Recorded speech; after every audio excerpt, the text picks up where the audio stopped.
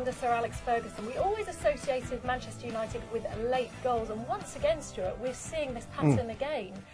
Is this Jose Mourinho, great tactician, impact of substitutes? No, I think it's the team. In any game of football, you have to earn the right to play. You have to try and dominate the opposition. Sometimes that'll take you 5 minutes and you win the game comfortably. Sometimes it'll take you 70, 80 minutes to get on top of the opposition.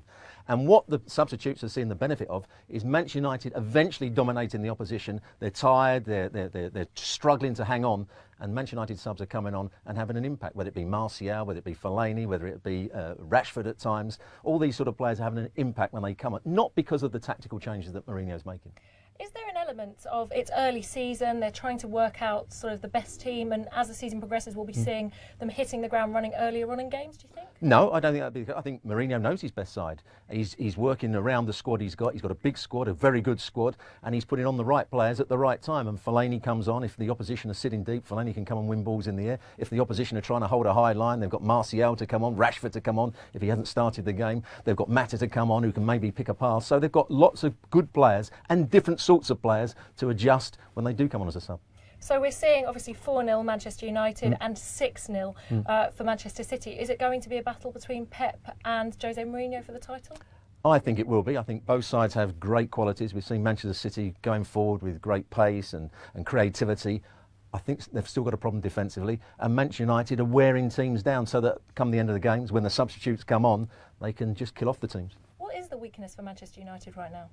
I don't think there are too many weaknesses. I think they play at a high enough tempo now. They've got enough pace in the side. They've got enough creativity. They know their game plan defensively. I can't see a weakness in Manchester United. Okay, wow, strong words there. All the very latest, keep it right here at ESPN FC.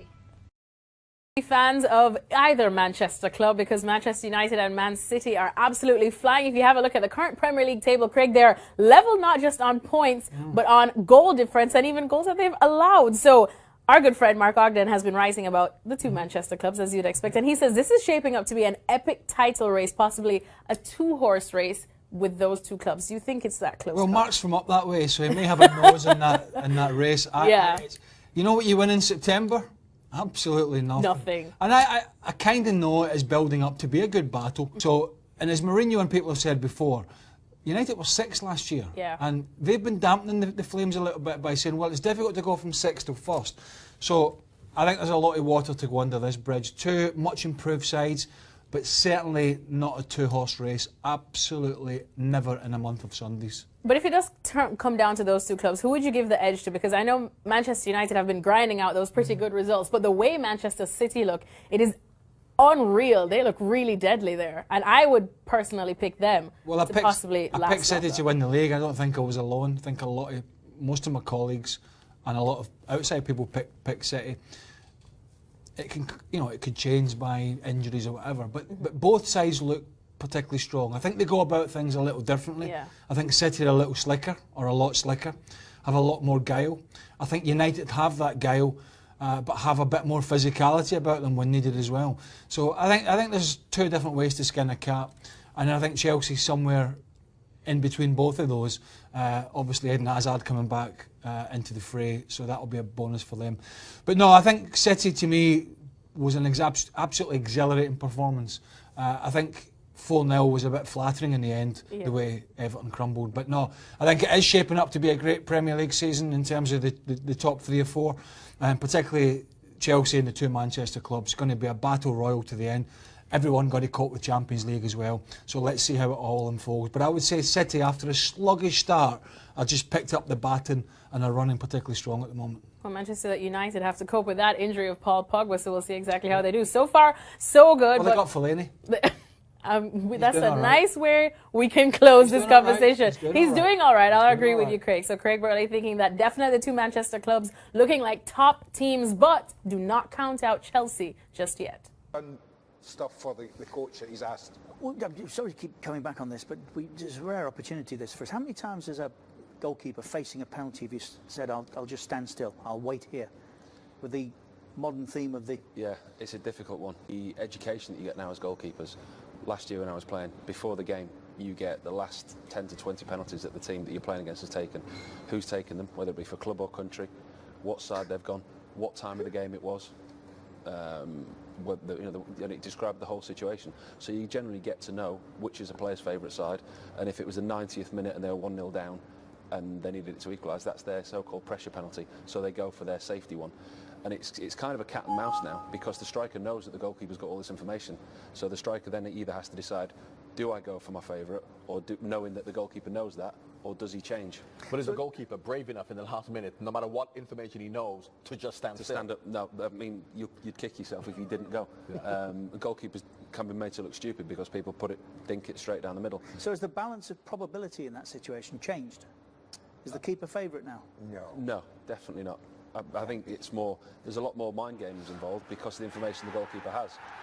He's probably studied this morning, last night, he's had the last, he'll know when Martial stood up to take the penalty, he will know exactly where his last 6 penalties have gone and which is his favourite side. That was and it. He's made a decision on that was his favourite side. Yeah. The graphic came up just before the penalty and he's taken about 5 to the goalkeeper's right. Yeah. And 2, I think, have gone left. Right. Did you have a favourite side? As a goalkeeper? Yes. No, not necessarily. But there's a lot of times when you're in that situation and you know for a fact all the information, and you know you're going into the penalty, you think, I'm going to dive to my right here. But then when he's put the ball down, you've seen his run-up, there's something in you, you've just got an inkling the other way. So you're looking at his run? I used to look at these standing foot. There's quite a good inkling. As the player walks to take the penalty, they put the ball on the penalty spot. The positioning of his standing foot quite often gives away which side he's going to go. If his foot's open, he's coming across you. If it's closed, he's going that way. And don't forget, Martial's just coming as a sub. So he obviously, if he wasn't on the field, he wouldn't be taking the penalty, and he's probably thinking he's not going to take a penalty. The penalty comes. There's Mata, there's Martial, there's Mkhitaryan who may take penalties. All this is going through the head, and then you got to think 5 of his last 6 penalties. Yeah. Ref, give me half an hour to think about who's taking it, where he's going to put it. You quite often look across to the touchline because the goalkeeping coach has it in his pocket, and he'll give you either a high left, low, whichever from the touchline. And then you've got to think, what does that mean again? Yeah. Is it his left or my left? Forgot that signal. Have you ever changed your mind whilst the player's running up? Yeah, quite often. Quite often. As you say, it's a cat and mouse game. It's a lottery. It really is a lottery. And what are you looking to obviously save to achieve ultimately? Not supposed to move until late, supposed to stay on your line. But you can now move up and down your line, but it's almost a physical impossibility to get the propulsion you need to dive one way without going slightly forwards. You look at the goalkeepers now. When they save penalties, they will be at least a yard or 2 off the line. Okay, thank you. 4-0 tell the whole story of the game. Now we should have scored more. I don't think that's what he was looking for. It's harsh on Everton. I mean, it was never 4-0, and of course in the second half up until that point, Everton had created 2 of the best chances of the second half with Rooney and Sigurdsson, and they were playing well. They were creating chances, pushing forward. So I feel a bit sorry for Everton. Never thought I'd hear myself say that. No, I do. Seriously. I do feel sorry for them. I believe you. And a game like that was never 4-0. Well, as a red. Yes. He's watching Everton play Manchester United. It's a difficult afternoon for John. It is a difficult If both could have lost, I'm sure he would want both he would to have lose, enjoyed that a lot more. But I would prefer Everton to have won. that is a proper Liverpool fan. 4 was harsh, though, wasn't it? John's right. Really harsh. We sat and discussed at half-time that Ronald Koeman would be in there at half-time saying pretty much of the same. If we can keep it like this to 70, 75 minutes at 1-0, they've got a chance. Maybe make a couple of substitutions, maybe attack the game, try and get back in a little bit more, which to 70, 75 minutes they did. And then it all kind of went wrong in the last 10, 15 minutes. I mean, aside from the goals they've conceded, Andy, once again, they haven't scored a goal. No. Is that more worrying?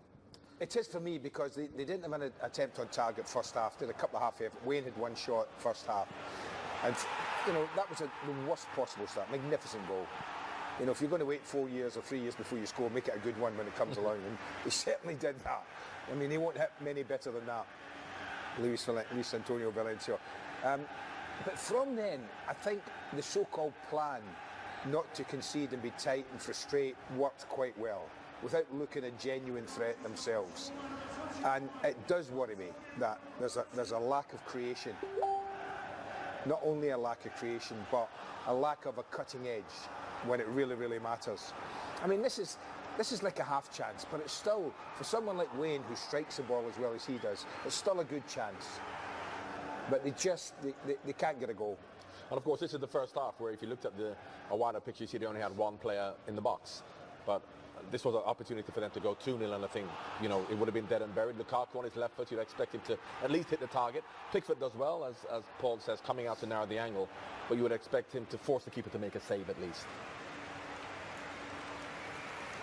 Yes, that could have been at this early stage of the game. Good night, but it wasn't. But that, you see, that as well is Everton make that chance themselves. Michael Keane makes a decision to pass the ball across the front of goal. And then the second half, when it's 1-0 and we're coming into the last 10 minutes, you know, Everton have had the 2 best chances we're about to see here. You know, Wayne's so unlucky here. The ball, but 2 of them was a bit bad. It was behind him, but then having got himself up, I think he'll be thinking, you know what, I maybe could have played it further to the goalkeeper's right. Yeah, the whole away goal from to him. aim for. Yeah. He hits him. Listen, it's a good save. Maybe don't do the goalkeeper justice to it. Is it a save, Paul, or good goalkeeping? No, that was a good save. He went for the ball. This one's unfortunate for Wayne as well. Sigurdsson, I think, he's just taken it off Wayne's toe. I think Sigurdsson's done the hard work, but then just at the last, I think he should leave it because Wayne's got a clean strike at it. He's got a better angle. Sigurdsson's stretching for it. Wayne's just there, should have let him hit it. I mean, it's hard in the heat of the moment, but he's there. This is definitely his swinger. He needs a bit of work on his right foot there. An awful clearance. Mata didn't need much of an invitation, did he? But it's a push. There was a push. It's a push, yeah. He wasn't going to let him round and it. listen, he's going down. There's no if, buts and maybes about it. He's definitely going down. He's got his wall wrong. He's got his wall wrong. Yeah, completely wrong. Now you can see the left footer's going to take it.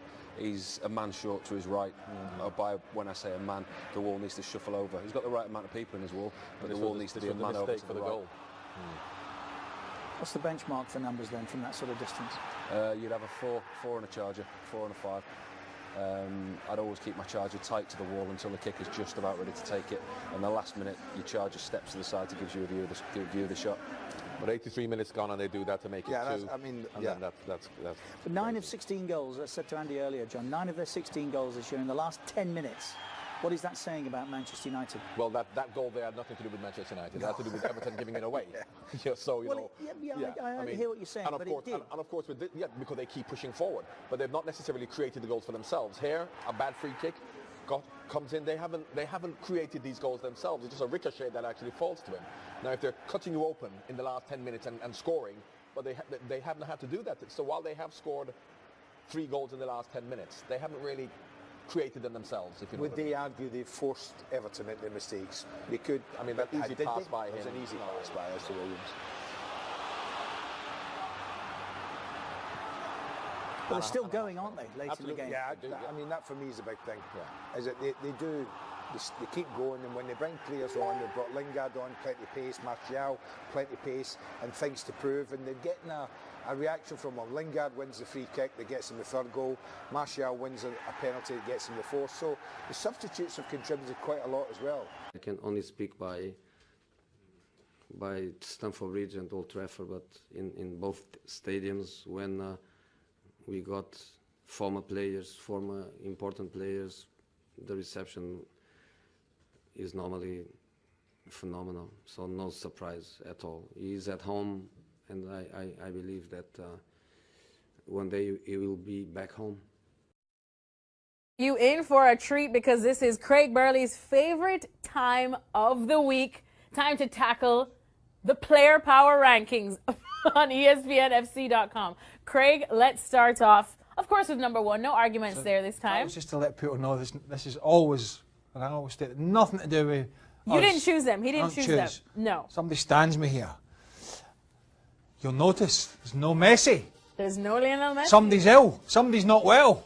Whoever picked this. There's no Have Man we ever United. had one at a power rankings? Well, I would have to go back in the archives. Oh, yeah. No Man United players. It's another thing. Take note. Dybala. Yeah, he's had a turbulent period with Argentina and Juve and that. But back to form, as was Aguero. Falcao's a real interesting one because he's popping up in this quite a lot now. Obviously, Monaco have been great. But he looked as if he was gone 2 years ago. Yes. I mean, just Chelsea and Man United, he was at both clubs and didn't even look as if he was fit enough to get his backside off the bench. Resurrected. Now, he is resurrected, and it's fantastic. Dries Mertens, you know, it just seems the last 18 months to 2 years, Dries Mertens has come into his own. It really has, and Napoli going forward have been great. And the old man in there, you got Frank Ribery and Ian Robben at Bayern Munich, still firing away and not always happy when they're taken off or Ancelotti makes decisions, but Bayern Munich needed a big win because Ancelotti's been under a little bit of pressure. Yes. And he's come up with big performances more often than not, so he's not quite over the hill yet as Mr. Robben. I want to go to this side now. Yeah. Maximilian Philipp from Dort. We couldn't even find a proper picture of him, but hey, that's pretty good. Here is where we go. Number 10, an MLS player, Diego Valeri of the Portland Timbers, scoring in 8 straight MLS games. That's a new record. Craig, should he be higher? Well, all these guys. Record. It's anti-MLS. That's what it is. It's anti. The bias. Put some respect There's on a his bias name. in here, and it's not me on this occasion. I'm not biased. I'm just honest. All these guys had good weekends. And if you thought I was going to have a bit of MLS bashing here or US soccer bashing, because it has been known, and some of you can't quite take it, I understand, when the truth hurts. But I'm not, because if you score in 8 straight games in any league, particularly a league that's, MLS is not a bad league, it's an improving league. When you can score in 8 straight games, then you deserve to be on this list. Because some of the guys we've seen on the list over the last few months, they're just there on name alone and reputation. Clearly this guy's not. So there's no MLS bashing from me today. If you score in 8 straight games, you've done a bloody good job. See, Well, I've caught you out now. You've caught me I'm out. stuck for words. Diego Valeri, big up yourself, because Craig Burley is Oh, I'm sure he's complimentary. Thank you so much to Craig Burley, as always. And you can see the full breakdown of the player power rankings here on ESPNFC.com.